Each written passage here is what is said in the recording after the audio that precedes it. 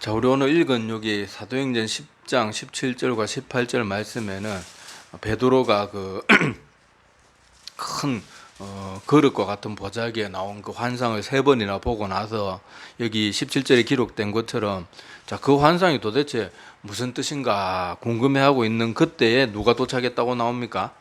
고넬료가 보낸 사람들이 시몬의 집 앞에 시몬 베드로의 지금 그 머물고 있는 원래 본래 본집이 아니고 잠시 머물고 있는 그 집에 고넬료가 보낸 그 하인들이 딱 도착을 했습니다. 자, 그래서 그들이 이 주인이 보낸 대로 여기 베드로라고 하는 사람이 있습니까? 이렇게 묻는 장면이 오늘 읽은 본문의 말씀인데, 자, 우리 고넬료가 그 머물고 있었던 가이사랴에서 이 베드로가 지금 있는 요바까지는 거리가 약 40에서 50km 정도 된다고 합니다. 어떤 책은 보니까 40km라고 돼 있고 어떤 책은 50km 돼 있는 거 보니까 40km는 아마 직선 거리를 말하는 것 같고 50km는 아마 길 따라가면 뭐 그 정도 된다. 뭐 이렇게 뭐 보이는 것 같아요. 자, 하여튼 사람의 걷는 속도가 시속, 성인이 걷는 속도가 어린아이들 말고 일반 성인이 걷는 속도가 대략 시속 4km 정도 됩니다. 그 시속 개념이 뭔지 알죠? 1시간 동안 이렇게 움직이는 그 거리를 그 시속이라 그러는데 시속 4km면은 1시간 동안 4km를 간다는 얘기잖아요. 그래서 대략 40km를 잡으면 몇 시간이면 갈 수 있는 거리겠어요? 10시간이면 갈 수 있는 거리입니다. 그래서 고넬료가 그 환상을 본 게 한 오후 3시경이고 그 종들을 보냈다고 하니까 뭐 3시 바로 출발하는 건 아니고 뭐 이렇게 뭐 보침 준비하고 이래가지고 뭐 대략 4시쯤 출발했다 그러면요. 여기 성경에 묘사된 딱 그 베드로가 또 기도하던 그 시간이 대략 정오쯤이었잖아요. 그러니까 그 시간으로 따져봐도 요때 도착한 게 아주 딱 맞아 떨어집니다. 그래서 이 부하들이 하여튼 그 고넬료가 그 집안 하인 2명, 오늘 그 사도행전 10장 7절에 보면 나와 있지만은 고넬료가 보낸 사람이 막 부대를 보낸 게 아니고 딱 3명을 보냅니다. 집안 하인 2명과 부하 가운데 경건한 사람 한 사람을 불러서 보냈다. 자, 그렇게 기록이 되어 있는데 하여튼 이들이 그 고넬료의 명령을 받고 열심히 밤에 잠깐 해 떨어지고는 어차피 옛날엔 못 걸어가니까 그렇게 잠자는 시간 빼고 하면은 딱 요 시간이 딱 맞아 떨어져요. 자, 그래서 종들이 딱 도착하던 시간에 베드로는 어떤 일이 있었어요? 하나님이 주신 그 똑같은 3번의 그 환상들, 막 부정한 짐승, 막 이런 짐승들 적혀 있는데 그거 잡아먹으라 그랬는데 저는 부정한 것을 못 먹겠습니다. 뭐 그렇게 하니까 하나님이 뭐라 그래요? 내가 정하다고 한 것을 네가 그렇게 말해서는 안 된다. 자, 그렇게 말하는 그 환상을 똑같은 걸 3번 보여주고 그 환상이 딱 끝나고 베드로가 이거에 도대체 무슨 뜻일까 생각하는데 이 고넬료가 보낸 사람이 딱 도착한 거예요. 자, 그러니까 여기서 보면요, 하나님께서는 일을 하실 때 정확한 타이밍에 일을 하십니다. 아유, 고넬료한테도 환상 보내야 되고 베드로한테도 환상 보내야 되니까 그만 고넬료한테 보낼 때 그냥 같이 보내야 되겠다 이렇게 일하는 게 아니고, 자, 고넬료는 하나님께서 정하신 때 딱 환상을 보여주고 베드로에게는 딱 그 고넬료가 보낸 사람들이 집 앞에 바로 도착해서 딱 묵기 바로 그 직전까지 딱 환상을 준비해가지고 딱 보여주고 그것이 딱 끝나고 베드로가 궁금해할 때 이 사람들이 딱 와서 묻는 거예요. 그러니까 하나님께서 일하시는 타이밍이 얼마나 정확한지를 여기서 알 수가 있습니다. 자, 그래서 우리 성경에 보면은 종종 이런 표현들이 등장을 해요. 때가 참에, 때가 이름에, 때를 따라, 뭐 이런 표현들이 성경에 종종 등장하는데, 자, 이 표현들이 다 뭡니까? 하나님께서 아무 때나 막 우연찮게 이렇게 일하시는 분이 아니고 모든 것을 정확한 타이밍에 일하시는 분이라는 것을 이런 단어 속에서도 알 수가 있습니다. 그래서 갈라디아서 4장 4절도 보면은 때가 차매 하나님이 그 아들을 보내사 여자에게서 나게 하시고 율법 아래 나게 하신 것은, 자, 이렇게 하면서 갈라디아서 4장 4절에 보면 주님께서 그 하나뿐인 아들 독생자 예수 그리스도를 여인의 몸에 그렇게 해가지고 이 땅에 보내주신 것도 아무 때나 아이고 뭐 내가 깜빡했다, 아이고 내가 메시아 보내준다 그랬는데 깜빡했구나 그러면서 보내준 게 아니고 때가 딱 정확하게 되었어요. 때가 참여란 말 딱 표현이 딱 여러분 들으면 딱 아시잖아요.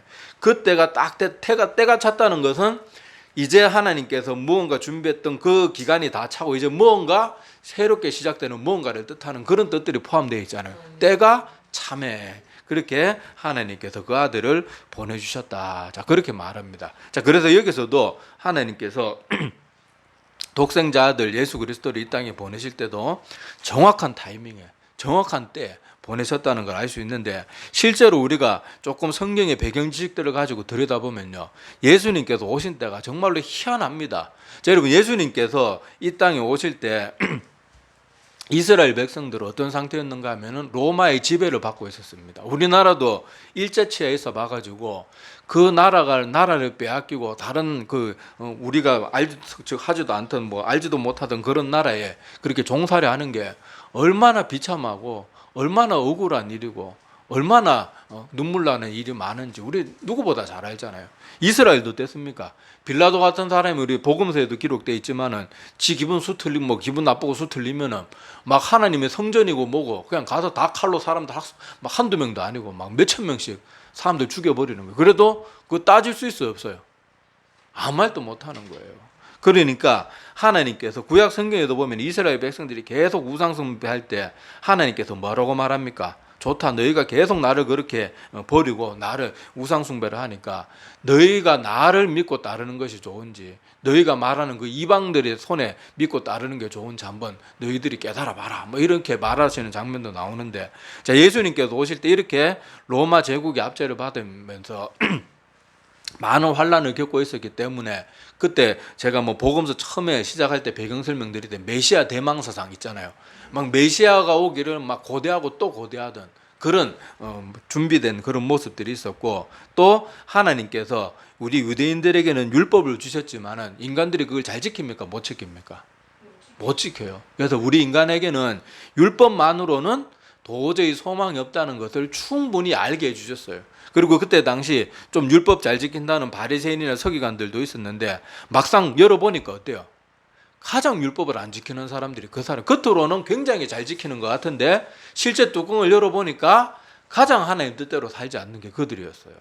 막 백성들한테는 지금 이 시대로 말하면 주일날 짜장면만 사 먹어도 막 죽일 놈이고 돌로 쳐 죽여야 된다고 막 그러면서 지들은 안식일이나 이럴 때 자기 소나 양이 구덩이에 빠지면 그거 막 건져내면서도 그런 건 괜찮고, 자기보다 못하고 자기 밑에 자기들을 우러러 보는 사람들은 막 조금만 실수해도 막 밥 먹기 전에 손만 안 씻겨도 저런 나쁜 놈들 막 그러면서, 그래서 율법이 얼마나 불완전하고, 율법 자체는 하나님께서 주신 것이니까 거룩하고 온전한 것이지만은 사람 손에 그게 떨어지니까 그것이 오히려 지들 멋대로 사용하는, 오히려 남을 막 난도질하고 정죄하고 판단하는 그런 도구밖에 안 되는 것을 통해 가지고 바로 율법을 줘도 인간에게는 그게 아무 소용도 없고 그 율법을 지키는 인간도 없고, 그래서 인간 자체에게는 도저히 소망이 없다는 것을 유대인 안쪽 사회에서 보면은 그런 것들을 이미 사람들이 충분히 깨달을 수 있도록 그렇게 보여주셨어요. 그리고 대외적으로는 어땠는가 하면은 예수님께서 오신 그때 조금 앞세대에 알렉산더가 전 세계를 통일을 하죠. 그 지역 다 통일을 해가지고 언어를 통일시킵니다.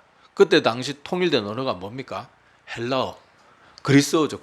그리스어로 통일을 해가지고 알렉산더가 이렇게 모든 언어의 통일을 시켜놔요. 그 주변 나라들 막 전부 다 언어의 통일을 시켜놓고, 그 다음에 지금 우리 예수님 시대에 이스라엘 백성들이 직접 지배받고 있던 나라는 로마 제국이었는데, 여러분 알다시피 로마 제국은 어땠습니까? 로마 제국은요, 우리 흔히 하는 말들 있잖아요. 전 세계의 모든 길은 로마로 통한다. 그렇게 하면서 로마가 그때 전 세계를 지배하면서 자기들 식민지에 빨리빨리 무슨 반란이 일어나고 이러거나 아니면 하여튼 이런저런 이유들로, 군사적 확장이나 이런 이유들로 도로를 굉장히 잘 정비하기 시작했습니다. 그래서 도로를 쫙쫙 닦고, 또 항구, 도로가 이제 바다 같은 데는 길을 못 내니까 항구까지도 잘 정비를 해가지고 로마 제국이 그냥 모든 길과 이렇게 교통수단을 완벽하게 다 닦아놔요. 그리고 또 아까 말했다시피 알렉산더가 그렇게 모든 언어를 통일하기 시작하니까 그때 당시 동양과 서양은 별로 이렇게 이렇게 활발한 교류가 없었어요. 그런데 여러분 헬레니즘 시대 이런 거 여러분 세계사고 때나 이렇게 학교 시절에 공부하면서 헬레니즘 시대 이런 말 많이 들어봤을 텐데, 알렉산더가 통일한 그런 분위기 때문에 그 동양과 서양의 문화적 교류, 인적 교류가 예전보다 훨씬 더 활발하게 됩니다. 일단 언어가 통일이 되어버리니까 교류가 훨씬 쉽겠죠. 우리나라도 외국 가면 우리나라 사람이 이렇게 좀 못하고 잘 못하는 이유가 영어가 안 되니까 그렇잖아요. 만약에 내가 영어를 유창하게 한다 그러면 뭐 미국 가서도 전혀 꿀릴 게 없고 그냥 내가 쓰는 언어 그대로 쓰면 되니까. 그런 식으로 헬레니즘 시대에는 동양과 서양의 그런 교류도 많아지게 되었고, 또 옛날부터 막 알렉산더 대왕 때부터 로마 제국도 그렇고 사람들이 전쟁에 너무 지칠 대로 지쳤어요. 그래서 이유도 없이 자기 자식들 키워놓은 자식들 알지도 못하는 왕한테 끌려가가지고 하루아침에 그냥 죽어서 전사하고, 그러니까 사람들이 이 나라나 뭐 어떤 임금에 대한 충성 이런 거 옛날에는 막 그게 맹목적으로 충성했는데, 이제 사람들이 헬레니즘 시대가 되면서 이렇게 뭔가 뭐 문화적으로도 이렇게 발전을 하고 그러니까 사람들이 자기 자신에 대해서 돌아보는 시간이 예전보다 점점 더 많아지게 된 거예요. 그러니까 예수님께서 오실 때 이렇게 문화, 언어, 교통 모든 것들이 완벽하게 다 준비가 되었습니다. 그리고 이렇게 문화가 통일이 되고 언어가 통일이 되고 또 도로가 잘 닦이고 이러면은 어떤 사람들이 활발하게 움직이겠어요? 상인들, 돈 버는 사람들이. 우리 실컷 알잖아요. 상인들은요, 돈만 되면 지구 끝까지라도 가는 사람들이잖아요. 그래서 로마 제국이 길도 다 닦아놨지. 헬라어로 어딜 가도 상인들이 말이 통하지, 장사하기도 편하고 이러니까 상인들이 이제 세계 곳곳에 로마가 닦아놓은 길을 따라서 세계 곳곳을 누비게 되었어요. 그러면 여러분, 상인들이 물건만 팔겠습니까? 옛날에는 TV나 인터넷 이런 게 없기 때문에 상인들은 또 정보를 그렇게 전달해주는 그런 매개체가 됩니다. 그러니까 여러분, 이 상인들이 그렇게 사람 몸속에 돌아다니는 혈액처럼 우리 인간도 그렇잖아요. 이 온몸에 피가 돌면서 우리 세포 하나하나에 영양분을 공급하고 산소를 공급하고 이러니까 우리가 이렇게 육신을 건강하게 유지하면서 살잖아요. 그 상인들이 전 세계를 돌면서 막 물건도 팔고 여러 소식도 전하고 이러니까요. 이 모든 것들이 그 과거 시대에는 이렇게 완벽한 시대가 없었어요. 그때 누가 왔어요? 하나님께서 때가 참에 예수 그리스도를 이 땅에 보내신 거예요. 그러니까 우리가 조금 역사를 알고 배경 지식을 알면 때가 참에 이 말 속에 얼마나 많은 것들이 포함되어 있는지 알 수가 있습니다. 하나님께서 정확한 때 유대인들이 그렇게 다른 나라의 지배를 받고 억울한 일을 당하고 그렇게 힘든 일을 당하고 여러 어려운 일을 당할 때 그 모든 일들 가운데서 깨닫게 하는 거예요. 오직 너희가 믿을 것은 인간 왕도 아니고 너희들 대제사장들도 아니고 오직 메시아 하나님밖에 없다. 그걸 알게 하고, 또 예수님께서 그 제자들을 통해서 복음을 전하실 때 이제 막 길도 닦여 있겠다. 언어도 통일됐겠다. 이제 헬라어로 글을 쓰면 모든 것이 그렇게 세계 곳곳에 전파되기 때문에 모든 것이 진짜 기가 막히게 다 타이밍이 정확한 거예요. 그때 바로 때가 참에 주님께서 오신 거예요. 그러니까 오늘 이 이야기를 통해서 우리가 기억해야 될 것이 뭔가 하면요, 우리가 하나님의 이렇게 정확한 때에 일하시는 걸 보면서 우리도 기다릴 줄 아는 지혜를 가져야 됩니다. 사람들은요, 대체로 보면 특히 우리 한국 사람들도 더 그렇잖아요. 막 조급해. 기다리는 걸 잘 못합니다. 그래가지고 막 조금만 자기 성대로 안 되면은 막 그렇게 속이 답답해가지고 하나님의 뜻을 기다리지 못하고 쉽게 원망하고 쉽게 불평하고 쉽게 낭망에 빠지는 게 우리 인간들의 모습이에요. 자, 그렇게 기다릴 줄 모르는 게 우리들의 모습인데, 자, 여러분, 우리 신앙 간증 같은 거 이렇게 들어보면은 이런 비슷한 레파토리의 이야기를 많이 들어보셨을 거예요. 그때 하나님께서 그렇게 하시지 않은 것이 내가 지내놓고 보니까 오히려 그때 하나님께서 그것을 내 뜻대로 이루어지지 않고 그렇게 했던 것이 오히려 하나님께서 더 정확하게 일하시는 것이었다. 그리고 내가 잘 나갈 때 하나님께서 막 뭔가를 사인을 주셨으면 내가 그 세상이나 이런 것들에 부귀영화에 빠져가지고 깨닫지 못했을 텐데, 하나님께서 내가 철저하게 낮아진 그때를 기다리셨다가 그렇게 하나님께서 날 만나 주시니까 내가 그때야, 잘 나갈 때는 맨날 세상으로 갔는데 그때야 비로소 하나님을 만날 수 있었다. 뭐 이런 레파토리의 이야기들을 많이 들어보셨을 거예요. 그러니까 우리도 인생을 살아갈 때 모든 것이 내 뜻대로 되는 경우가 잘 없잖아요. 그런데 사람들은 하나님의 뜻을 묻고 기다려 보려고 하지도 않고 내 성대로 안 되면은 자꾸 자꾸 그렇게 기다리지 못하고 불평 원망을 하고 그런 어리석은 모습들이 있는데, 자, 우리 그런 것들을 오늘 이 말씀을 통해서 조금 돌아보기를 바랍니다. 오늘 하나님께서 이 베드로와 또 고넬료가 보낸 이 사람들이 얼마나 정확한 타이밍, 막 그냥 1분 1초 딱딱 맞아 떨어지게 일하시잖아요. 이것을 여러분들이 좀 눈여겨보시기를 바랍니다.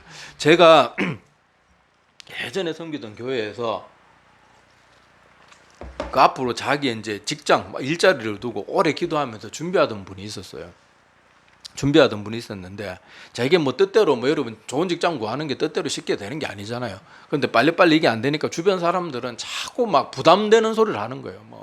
뭐 노가다라도 해라 뭐 하고 막 자꾸, 이 사람이 물론 막 게으르고 맨날 뭐 일자리 구한다 그러면서 뭐 하나도 공부도 안 하고 준비도 안 하고 맨날 TV만 보고 뭐 피자나 시켜 먹으면서 빈둥빈둥 거리면은 그런 말 들어도 뭐 싼데, 이 사람은 성실하게 열심히 잘하는 분이었어요. 그런데도 자꾸 옆에서 사람들이 그렇게 하고 또 은근히 어딜 가나 조금 무시당하는 그런 일들을 좀 겪었는가 봐요. 그래서 좀 마음 아파하고 그런 일들이 있었는데, 그래도 저는 항상 격려해 주는 말하고 어떻게든 좀 안 됐잖아요. 그래서 같이 기도하면서 믿고 기다려주고, 또 많이 힘들고 지쳐 보이면은 또 이렇게 한 번씩 이렇게 더 힘낼 수 있도록 제가 할 수 있는 뭐 작은 거지만은 그렇게 해주고, 그렇게 하다가 결국은 이 사람이 원하는 대로 좋은 직장을 가게 되었어요. 그럴 때 여러분 어떨까요? 막 그 사람 무시하고 막 부담 주는 말 하고 그랬던 사람들은 자기가 무시했던 그 사람이 자기보다 이제 훨씬 더 좋은 직장에 다니거든요. 그럼 그게 얼마나 부끄러운 모습이겠냐고요.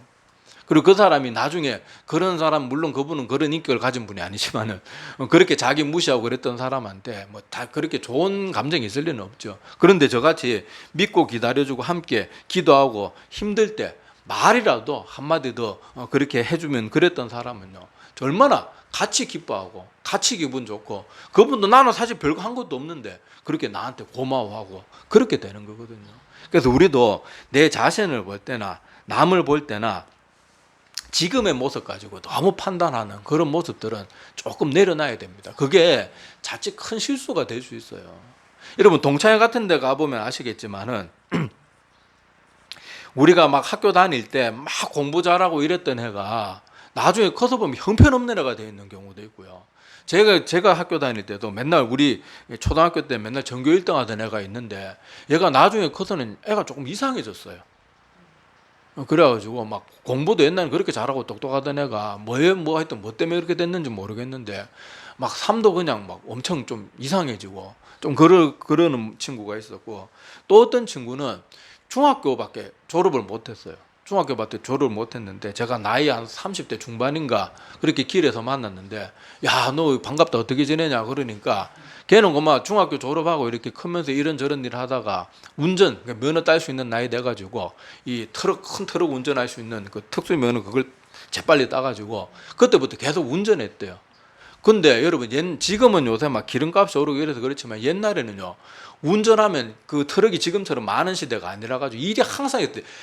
만약에 김천에서 서울을 가면은 갈 때도 물건 한차 싣고요, 올 때도 그래 왔다 갔다 하면 돈이 그냥 저절로 벌렸다 그러더라고요. 그래가지고 나이 30몇 살밖에 안 되는데 자기 명의로 아파트가 2채 있다 그러고, 아이고 옷도 잘 입고 다니더라고요. 학교 다닐 때도 약간 좀 어벙하고 콧물도 주주르고 그랬던 친구인데, 보세요.